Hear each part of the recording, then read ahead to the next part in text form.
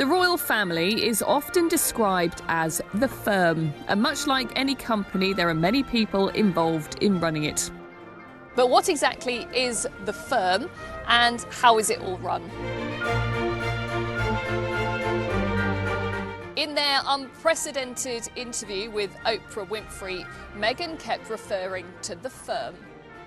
It was the Queen's father, King George VI, who first coined the phrase to informally refer to the royal family. After Harry and Meghan stepped away and Prince Andrew stepped down from the family, the Queen is said to have appointed the firm of eight senior working royals, which includes herself, her daughter Anne, Charles and Camilla, William and Kate, and Edward and Sophie. They support the Queen in her duties like making public appearances and diplomatic trips. Ably supported by your Royal Highnesses, I think. But the active public lives of the royals would not be possible without all the departments and staff behind them.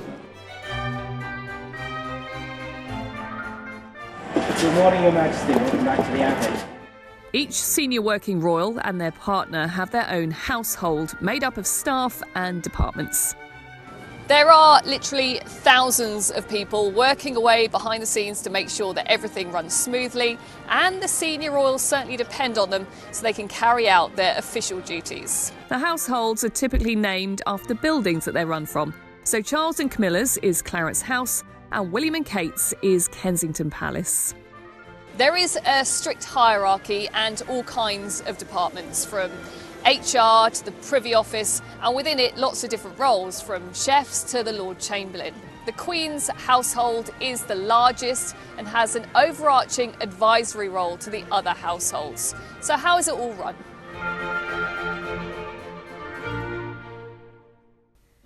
It's made up of 5 main departments. First, the Private Secretary's Office. Sir Edward Young has headed this up since 2017.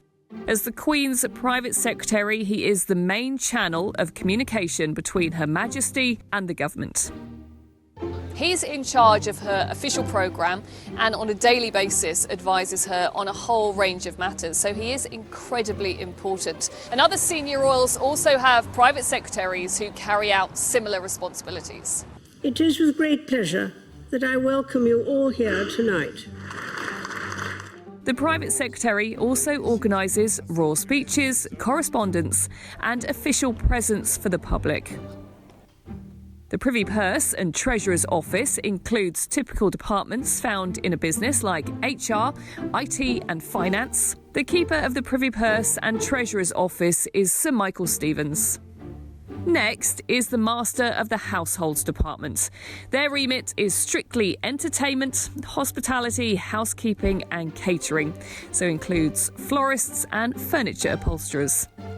Vice Admiral Sir Tony Johnston-Burt has been Master of the Household since 2013. The Lord Chamberlain's office is responsible for organising events including ceremonial activity like honours, state funerals, royal weddings, garden parties and the opening of Parliament. Lieutenant Colonel Michael Vernon fulfills this part-time role. Finally, there's the Royal Collection Trust, which runs much like a museum. They're in charge of the public openings of the royal family's residences. Clarence House and Kensington Palace have smaller but still sizable royal households, and with them many more hundreds of staff. That is a lot of salaries. So how are they paid for? Earlier, we mentioned the Sovereign Grant, which is managed by the Keeper of the Privy Purse and Treasurer's Office. It's an annual payment that's calculated every year by the Treasury, and in 2021 that amount was £85.9 million. So that worked out as £1.29 per person in the UK. Now out of that, a core grant of £51.5 million was paid towards funding the firm's travel expenses and property refurbishment. Also, it goes towards covering some of the salaries for staff within the royal household, except the Royal Collection Trust, which is funded by ticket sales. And all this doesn't even include police protection, which is separately funded and comes from an elite Scotland Yard squad. They provide 24-hour security for the royals. And rather than being employed by the palace, they're police officers who apply to work for the royal family. It's not exactly clear how many people and in what roles work for the royal household.